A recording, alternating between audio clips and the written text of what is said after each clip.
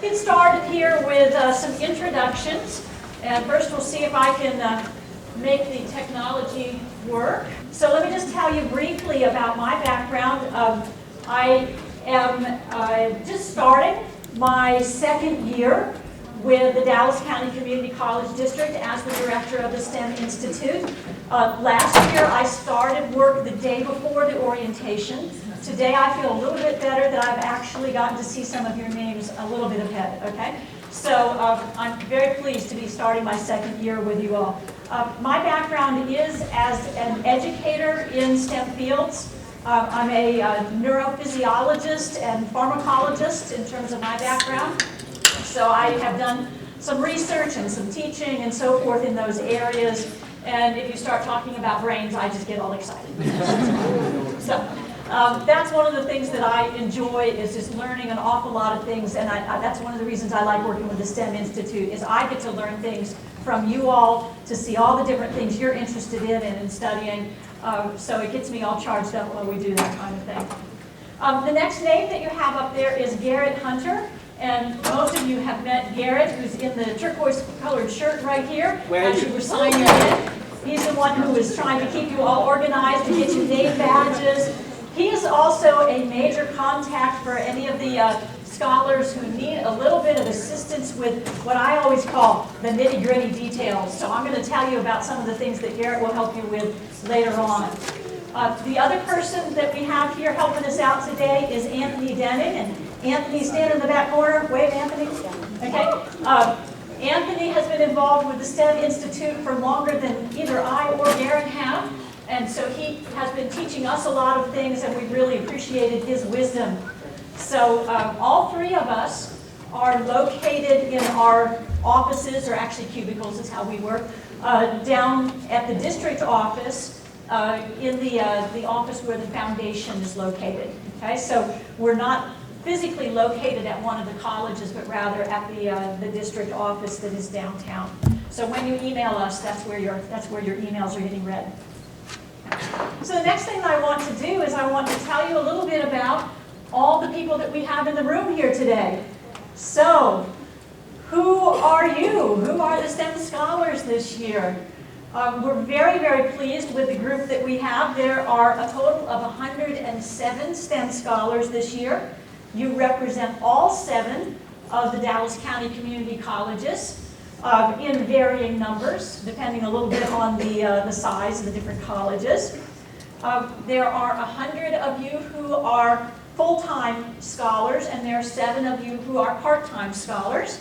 So that's how we divide you up. So most of you are full-time students, but we do have some exceptions to that, and are pleased to be able to include a few part-time students in this as well. We do have a lot of different programs of study that you all showed us on your applications to be a part of the STEM Institute.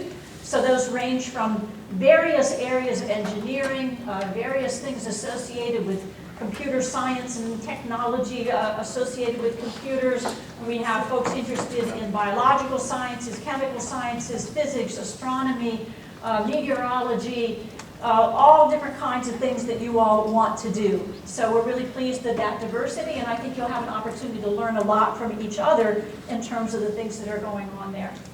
Now this is the part where you're supposed to all cheer your mean GPA 3.75. So that's probably just to show you, this is a very competitive program. This is something where we know that you guys are serious and hardworking students, and we want to continue to encourage that part with you. And a lot of this program is to make sure that some of our most serious and hardworking students are going to realize there are a bunch of other people that are just like you, who are just as serious and hardworking, and are going to be real achievers. And so this is an opportunity to bring you all together. So let's keep that GPA really high. I like high GPAs, that's always good. Okay. The other thing I put on this particular slide, if you all are like some of the students who have come before you in the last few years, then you will successfully transfer to a lot of different universities. And so you can just glance at the list that we have here of some of the different universities that are out there. Really all of the major universities across the state of Texas. UT Austin, which they tell me should just be called UT, but I tend to say UT Austin because we have so many other UTs as well. So UT Dallas, UT Arlington, Texas A&M, Texas A&M Commerce, Texas Tech, Baylor, Rice. So lots of places across the state of Texas. We do have occasionally times that students will choose to transfer to a university outside of Texas. And so there's some examples of universities that students have gone to there. Georgia State, Columbia are some examples. Colorado School of Mines is another one. So there are lots of places that students choose to go. And one of the things that we really work hard with is trying to make sure that you all are really ready to successfully transfer and do really well once you're heading off to complete your bachelor's degrees. Okay, so that's a little bit about you guys. The next thing that I want to do with you is spend just a few minutes going over some of the kinds of resources that we have, the requirements that we have, and so forth, in terms of how all of this comes together. Okay, so next slide that I have here. One of the things that we have been working hard at is to make sure that we are going ahead and taking advantage of all the ways to connect with you online and communicate with you online. So one of the points that I really want to make to you tonight starts with the importance of email communication. There is a fairly large group of you here, and I'm going to try really hard to try to get to know your names, but you will get to know your STEM faculty fellows probably more closely than I will be able to get to know most of you individually. So one of the things we need to do is to be able to communicate sometimes with the whole group, sometimes with individuals, sometimes with a small part of the group. And since I am located at the district office downtown, email is the #1 way that I'm going to communicate with you. It's also the major way that Garrett Hunter is going to communicate with you if we have something that we need to tell you about your scholarship money and other little important things like that, okay? So it's very important that you all check your email. If you are not checking your email, please start doing that, okay? Because you're going to miss some important things if you're not doing that. Some of you have gotten emails over the summer already from me as various opportunities have come up that might fit with something you're interested in. And I've been very pleased when I then get good, quick responses from you going, yes, I'm interested in that, or no, I'm not interested in that. But that's one of the things that I'll occasionally do. If a good opportunity comes across my desk, I want to get that out to the students that are going to be able to benefit from that opportunity. And I can't do that very well if you're not checking that email. So if for some reason your email address is different than the one that you put on the application to be a STEM scholar, we really need to know that. And one of the things that we'll ask you to do on your way out tonight, if that's true, is to jot down what that email address is that will be easiest for us to reach you, and we will modify our records to fit what works with that. Okay, but please, please check your email. There were a few times this summer that I was frustrated that I sent emails about an opportunity and the person didn't respond. I'm like, oh goodness, I was not able to connect that student with that opportunity. Okay, so that's why we need it. We're going to send you information, but it's not just to bug you. It's because we're trying to provide information that could really help you with the educational and career path that you want to have. It's also really helpful if you can keep us up to date about phone numbers, addresses. If you move to a new apartment or something, please let us know. And you can just send me an email. And one of the things I'll do in a little while is when you're talking with everybody at your table, I'll come around and give each of you a copy of my business card so you have my email address, my phone number, and you'll be able to get a hold of me real easily. You can also find us on the website. Other things we have up here. The STEM Institute Facebook page. How many of you got an email yesterday that said, would you like to join the STEM Scholars Group? I know a lot of you did because I sent all of those out one at a time yesterday. Okay, so some of you who were STEM scholars last year as well had already switched to our new STEM Scholars Facebook page that we have for this year. Those of you that are new STEM scholars, then you got an invitation yesterday to join the group. Okay, and this is a closed group. This is a group that is by invitation only, and it's only for the people in this room. Okay, so this is an opportunity where we get to share things with you that might be very specific to your needs. So we really encourage you to join that group. And if for some reason you did not get that email invitation from me yesterday, that's the other thing we're going to ask you to do on your way out. It's probably because we might have had a typo in your email address or something. We're going to ask you to write down that email address again so that I can retry the invitation. If you have not checked your email in the last couple of days, go look and then please accept the invitation to join that group. Okay? So lots of things that we try to add for you there. We especially give updates about things like seminars you might want to attend, particular internships that folks might want to apply for. We do those through the closed group. Now there is also a STEM Institute Facebook page that is open to everyone, and one of the things we do on that page is try to give some updates about sort of the latest things that are happening in the world of STEM. What are the latest breakthroughs, the coolest technology that's out, the neatest things that are coming up. That's open to anyone to look at, and we encourage you to go to that STEM Institute general Facebook page and to just like that page so that you'll be able to kind of follow that and see what's going on, because we'll send you all kinds of interesting things that you might find intriguing in that way. Okay?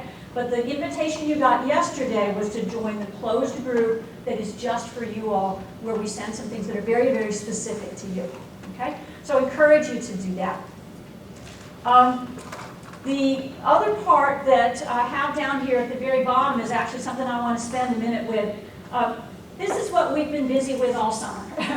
We've been trying very hard to make sure that we have a lot of resources available for the STEM scholars and the STEM fellows. Let me show you how to get to the part that's specific to you. You see here where it says students? Okay, and when I hovered over students, it gave a drop-down menu.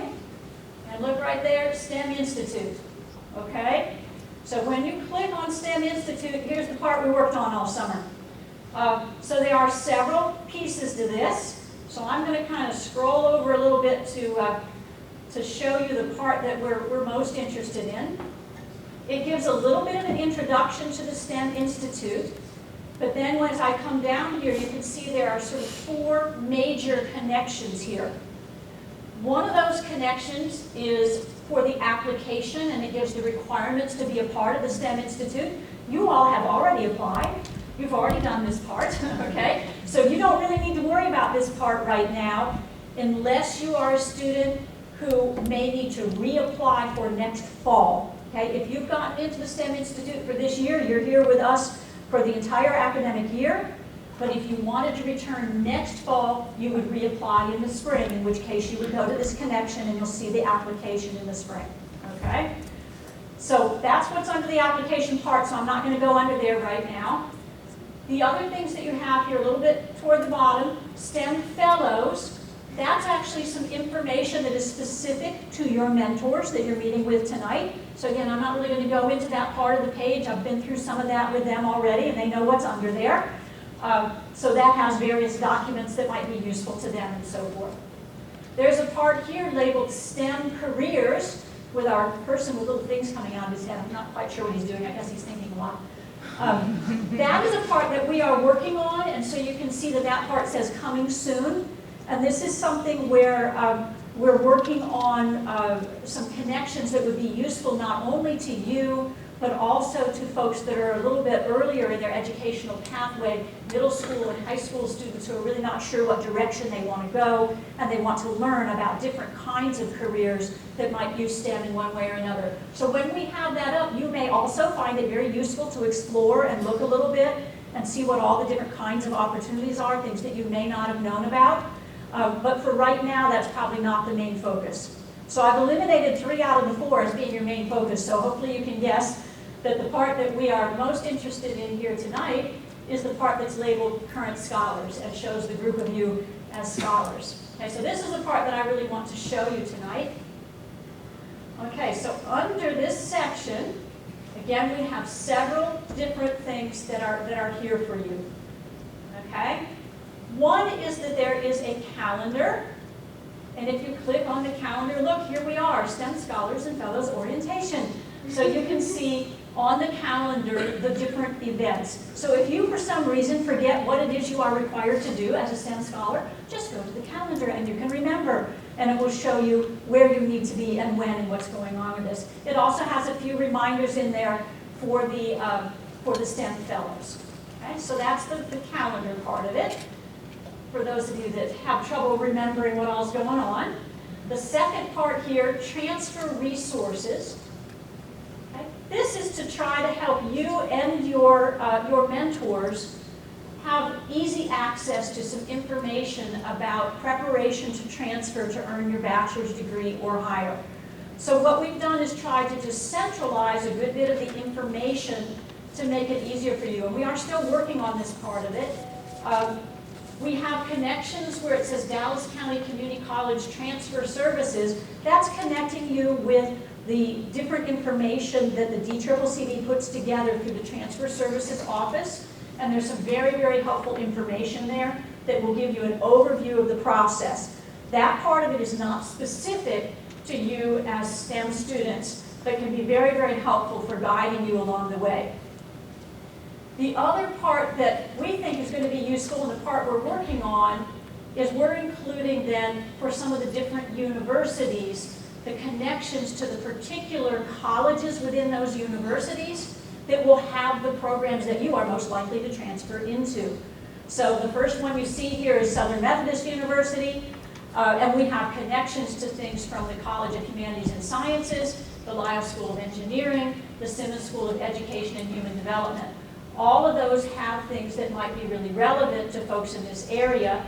We also have a connection to the particular SMU transfer guide that's specific for students from the DCCCD out there trying to transfer to SMU. Okay? So we have that for several of the universities at this point, and that's something that, that Garrett is actually working on, is taking us beyond what's our fairly short list to get started now. And we're going to try to add many more universities to this to make it easy for you to look through and see what your possibilities are. Okay? So take advantage of having that centralized for you and be able to find some of the information about the different universities you may want to consider transferring to.